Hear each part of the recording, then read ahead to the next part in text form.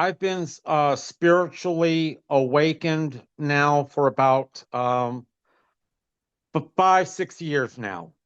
Um, I'm also an author. I've written a couple of small books about my out of body experiences, my guides, meeting with Source, um, seeing things that nobody has ever seen. Okay. And I was on Facebook. I'm not on Facebook on any social media at all. But at that time when I was on Facebook, I saw the ad for the book for the PSI or Psi, however it's maybe pronounced. And I was looking at the details of the book, 777 pages. I said, okay, I want to give this a shot.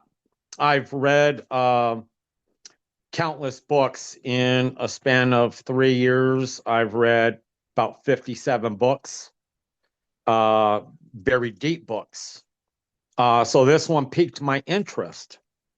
So when I received it, beautiful packaging, and I read the information of how to read it. And I said, okay, this is going to be different. And I opened up, the first or second page, and there it was. No introduction, no foreword, no index. And I said, boy, this is going to be different. This is going to be very different.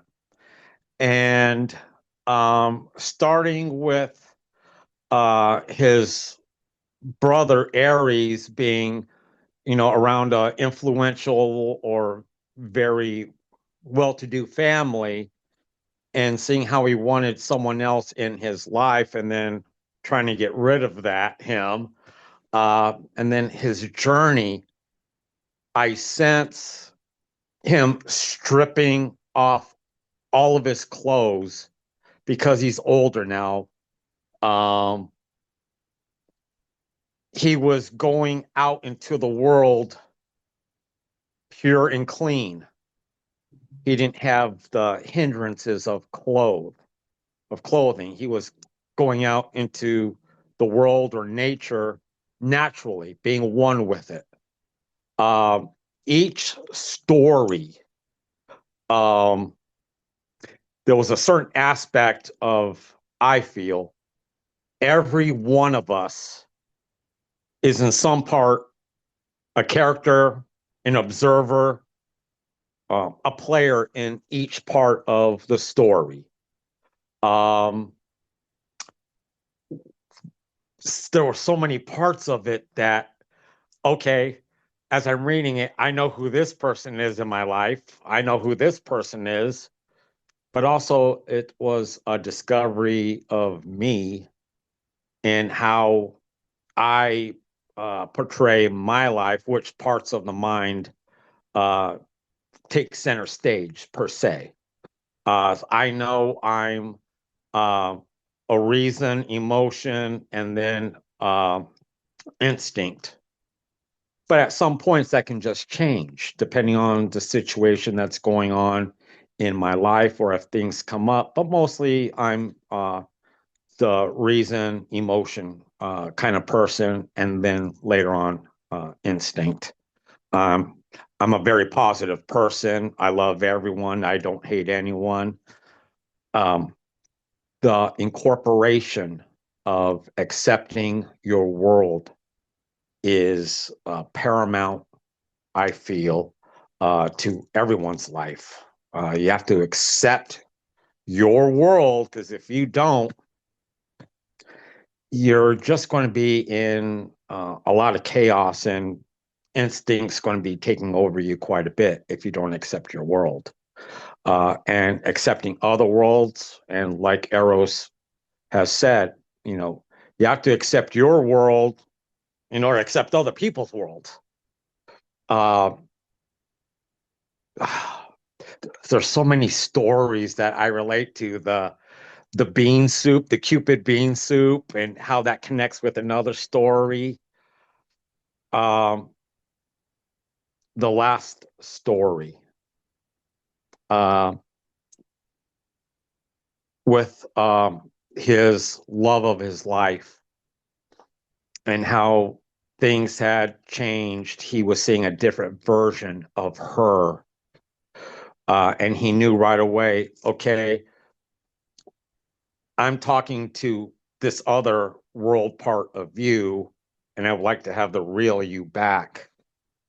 Um, that took me very deep into what I'm kind of going through, because I have found my twin flame, and it's a little bit complicated, but we're talking and everything, and that really hit home with me. Um, certain aspects of I could see certain aspects of my parents, and with the house, and the painting that the kids had, and the balconies, uh, versus for the kid, and then the parents had their home that way. I could see my parents and how they would react in certain situations to that story.